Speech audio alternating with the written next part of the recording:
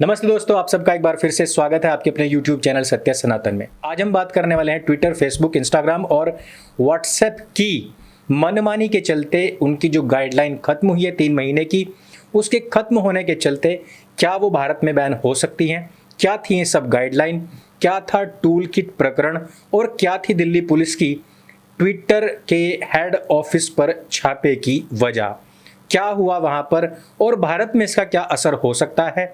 कौन सी ऐसी कंपनीज, कौन से ऐसे सोशल मीडिया प्लेटफॉर्म्स हैं जिन्होंने भारत की सभी नॉर्म्स को पूरा किया है और ट्विटर, फेसबुक, व्हाट्सएप, इंस्टाग्राम का भारत में क्या फ्यूचर है।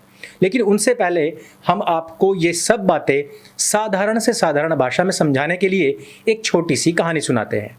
आपने भी अक्सर अपने पड़ोस में ऐसे व्यक्ति को देखा होगा जो अपने बदमाश बच्चे को हर हाल में सपोर्ट करता है। वो बदमाश बच्चा किसी के भी बच्चे को पीट लेता है, ये कह करके कि आपका बेटा तो गाली दे रहा था, किसी को मार रहा था, किसी को पीट रहा था। उस बदमाश बच्चे का बाप भी उसको सपोर्ट करता है, लेकिन जिसका बच्चा पिटा है, अगर वो ये कह दे कि मारा है, पीटा है, अगर उसने गाली दी है तो ठीक ही किया होगा, लेकिन इस बात की पुष्टि तो हो जाए कि मेरे बेटे ने गाली दी थी, किसी को पीटा था, किसी पर हमला किया था। जब जांच की बात आती है तो बदमाश बच्चे का जो बाप है वो सब पर भड़क जाता है और वो कहता है कि मेरे बच्चे ने अगर पीट दिया तो बस पीट दिया, इसकी कोई जांच नहीं होनी चाहिए। आज इसी बदमाश बच्चे की तरह एक्ट कर रहा है ट्विटर और उसके बाप का रोल कर रहा है इस समय पर पूरा विपक्ष, खास करके कांग्रेस। इधर तो मैनिपुलेटेड मीडिया लिख करके आया संबित पात्रा जी के ट्वीट के नीचे और उधर कांग्रेस तथा पूरे के पूरे विपक्ष ने जश्न मनाना शुरू कर दिया। पूरे के पूरे सोशल मीडिया पर ऐसे ट्वीट्स छा गए जिस पर के संबित पात्रा जी को ट्रोल किया जाना शुरू कर दिया गया। उसके बाद में कहा गया कि यह जो टूल किट है ये भारतीय जनता पार्टी ने खुद ही बनाई और कांग्रेस का नाम लेकर के इसको सोशल मीडिया पर पब्लिश कर दिया और कांग्रेस की छवि को खराब करने का प्रयास किया गया। उसके बाद में भले ही लोगों ने कांग्रेस से पूछा कि टूल किट में जो कुछ भी आदेश दिए गए हैं उन सब का अनुपालन तो राहुल गांधी काफी लंबे समय से कर रहे थे। वो लगातार मोदी, अमित शाह, यहां तक कि विदेश मंत्री को भी बदनाम कर रहे थे एज टूल किट ऑर्डर्स और यहां तक कि मोदी स्ट्रेन और भारत का वेरिएंट भी बता रहे थे। टूल किट में कहा गया कि IYC को टैग करके यदि कोई भी बेड या ऑक्सीजन मांगेगा तो उसको दिए जाएंगे और वो सब कुछ मांगा भी जा रहा था। लेकिन जैसे टूल किट एक्सपोज हुई उसके बाद से ऑक्सीजन बेड की ये डिमांड्स भी पूरी तरीके से खत्म हो गई, IYC धराशायी हो गई। जबकि दूसरे पक्ष में हमने ये देखा कि RSS इस पैंडेमिक की शुरुआत से लेकर अभी तक लगातार सहायता भी कर रहा है और सारे के सारे मीडिया पोर्टल्स उसको कवर भी कर रहे हैं। यहाँ तक कि वो मीडिया पोर्टल्स भी जो कभी से लेकर कभी तक भारतीय जनता पार्टी या फिर RSS को पसंद भी नहीं करते थे। यानी कि इस दौरान RSS का काम इतना ज़्यादा सराहनीय रहा है कि उसके विरोधी भी उस पर आर्टिकल लिखने से अपने आप को रोक नहीं पाए। लेकिन दूसरी तरफ IYC का कार्य ही रुक गया। इन सब पर किसी भी कांग्रेसी कार्यकर्ता ने कोई जवाब नहीं दिया। अब सवाल ये उठा था कि क्या ट्विटर के पास में कोई जांच एजेंसी है, जांच अथॉरिटी है, क्या वो अपने आप में कोई पुलिस है, क्या है ट्विटर जो वो किसी भी ट्वीट के नीचे मैनिपुलेटेड मीडिया लिख सकता है। इस बात की तो जांच होनी ही चाहिए।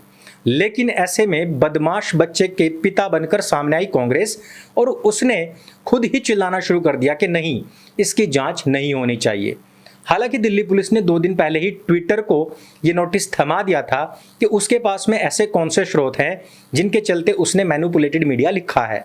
इसका कोई जवाब उनकी तरफ से नहीं आया और इसी बात की जांच करने हेतु दिल्ली पुलिस वहां पर पहुंची थी और वो ये जानना चाहती थी कि कौन यहाँ पर ऐसा व्यक्ति है जिसको कि पार्टी बनाया जा सकता है, जिसको कि नोटिस थमाया जा सकता है। लेकिन इसके बाद कांग्रेस में मची चुल ने इस बात को तो सिद्ध कर दिया कि छापा पड़ा है ट्विटर के ऑफिस पर, लेकिन आग लगी है कांग्रेस के पिछवाड़े में और इसी बात की बिना पर पूरी की पूरी कांग्रेस और विरोधी पक्ष सारे के सारे एक्सपोज होते जा रहे हैं।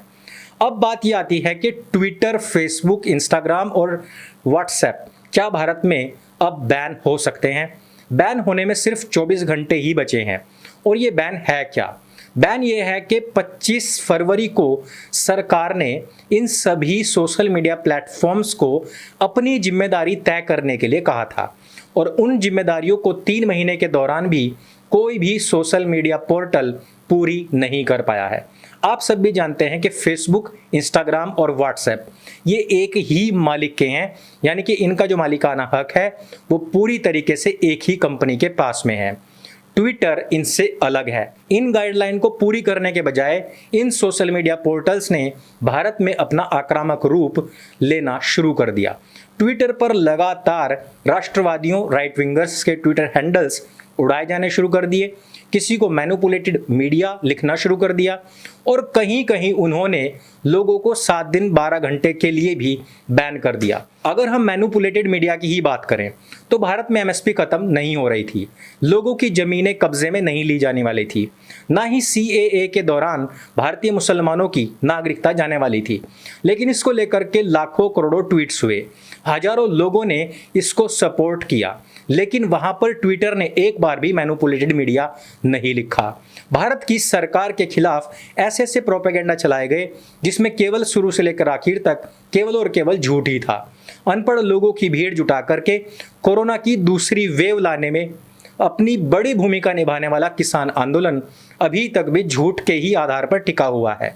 उनके सभी ट्वीट्स आप पढ़ लीजिए, उसमें कहीं से लेकर कहीं तक कोई सच्चाई नहीं होती, लेकिन ट्विटर ने कभी भी उनके नीचे मैनिपुलेटेड मीडिया नहीं लिखा। जवाबदेही तय करने के लिए भारतीय सरकार ने सभी सोशल मीडिया को गाइडलाइन दिया था कि आप लोगों में इस तरीके के कार्यालय, ऑफिसेज और जिम्मेदारी तय करने वाले लोगों की नियुक्ति होनी चाहिए, जो लोग लोगों की समस्या सुने, उस पर रिसर्च करें और जवाब अपना दें। और इसमें सोशल मीडिया प्लेटफॉर्म्स के द्वारा कौन कौन सी गाइडलाइन का अनुपालन किया जाना है उनको भी एक बार देख लेते हैं। सोशल मीडिया कंपनियों के द्वारा भारत में कंप्लायंस अधिकारी, नोडल अधिकारियों की नियुक्ति करने के लिए कहा गया था। इसके साथ ही उनका जो कार्य क्षेत्र होगा वो भारत में होना चाहिए। ये प्लेटफॉर्म ये भी बताएं कि शिकायत दर्ज करवाने की व्यवस्था क्या है, क्योंकि लोगों की शिकायतें बहुत होती हैं लेकिन उन पर कोई सुनवाई नहीं होती। इसमें सिर्फ एक तरफा कार्रवाई होती है और वो कार्रवाई तय करता है ट्विटर का अपना पोर्टल और उसका जो आला कमान है। किसी भी व्यक्ति की कोई भी बात यहां पर सुनी नहीं जाती है। अधिकारी शिकायत पर 24 घंटे के भीतर ध्यान दें और 15 दिन के भीतर भीतर शिकायत करने वाले व्यक्ति को बताएं कि उसकी शिकायत पर एक्शन लिया गया है अथवा नहीं लिया गया है। नहीं लिया गया है तो क्यों नहीं लिया गया है। शिकायतों का समाधान हो, आपत्तिजनक कंटेंट को हटाने की पूरी व्यवस्था होनी चाहिए। ऑटोमेटेड टूल्स और तकनीक के जरिए ऐसा सिस्टम बनाया जाए जिसके जरिए रेप, बाल यौन शोषण, इस तरीके के कंटेंट की पहचान हो, उनको हटाया जा सके। सभी प्लेटफॉर्म्स हर महीने एक रिपोर्ट साझा करें। इस रिपोर्ट में महीने भर आई शिकायतों और उन पर की गई कार्रवाइयों की जानकारियां भी होनी चाहिए। प्लेटफॉर्म किसी आपत्तिजनक जानकारी को हटाता है तो उससे पहले कंटेंट को बनाने वाले या फिर लिखने वाले, अपलोड करने वाले, शेयर करने वाले व्यक्ति को इसकी जानकारी भी होनी चाहिए। अब ये अवधि खत्म हो रही है और इसके बाद में सरकार इन सभी प्लेटफॉर्म्स की इम्यूनिटी छीन सकती है। इम्यूनिटी मतलब अगर किसी की कोई शिकायत है किसी भी प्लेटफॉर्म से तो वो सीधे कोर्ट में जाएगा और कोर्ट में वो सीधे सोशल मीडिया प्लेटफॉर्म्स के जो मालिक हैं या अधिकारी हैं उनको घसीट सकता है। अभी तक इन सोशल मीडिया के जो प्लेटफॉर्म्स हैं इनके अधिकारियों को कोई भी व्यक्ति कोर्ट में सीधे घसीट नहीं सकता था, सीधे पार्टी नहीं बना सकता था। यानी कि अब इन सभी सोशल मीडिया प्लेटफॉर्म्स की मुश्किलें बढ़ सकती हैं। जिस प्रकार से अभी तक गलत जानकारियां फैला करके सोशल मीडिया पर भारत को अस्थिर करने की जो शक्तियां हैं बहुत ज़्यादा एक्टिव रही और उनकी कोई पहचान तक नहीं कर पाया था, इस पर भी भारत सरकार काफ़ी ज़्यादा स्ट्रिक्ट है। अब आप भी बताइए कि क्या भारत में चल रहे इस अंधे और गंदे खेल को रोका जाना चाहिए अथवा नहीं। अब दूसरी सबसे बड़ी बात कि किस सोशल मीडिया प्लेटफॉर्म ने इन सभी नॉर्म्स को पूरा किया है, तो वो है केवल और केवल कू एप्लीकेशन, जो कि भारत में ही बनी है, भारत का स्वदेशी प्लेटफॉर्म है। इसने सभी नॉर्म्स को कंप्लीट किया है। आने वाले भविष्य में हो सकता है कि ट्विटर, फेसबुक, इंस्टाग्राम और व्हाट्सएप जो कि अभी भी अपनी मनमर्जी पर अड़े हुए हैं, व्हाट्सएप जिस प्रकार से आपकी जो जानकारियां हैं उनको एक्सपोज करने के लिए आपकी एक हाँ के इंतज़ार में है। जिस प्रकार से फेसबुक पहले ही बहुत सारी जानकारियां आप लोगों की साझा कर चुका है, इंस्टाग्राम की भी यही हालत है और ट्विटर पर आप देख ही रहे हैं कि लेफ्ट और देश विरोधी ताकतों को कितना बल मिला हुआ है। इन सब को देखते हुए आपको क्या लगता है वो हमें कमेंट करके ज़रूर बताइएगा। आपकी क्या राय है वो भी नीचे कमेंट करके ज़रूर बताइएगा। इस वीडियो में सिर्फ इतना ही। यदि वीडियो आपको जानकारी से भरपूर लगे तो उसको सबके साथ में शेयर अवश्य कीजिए। मेरे संग बोलिए सत्य सनातन वैदिक धर्म की जय।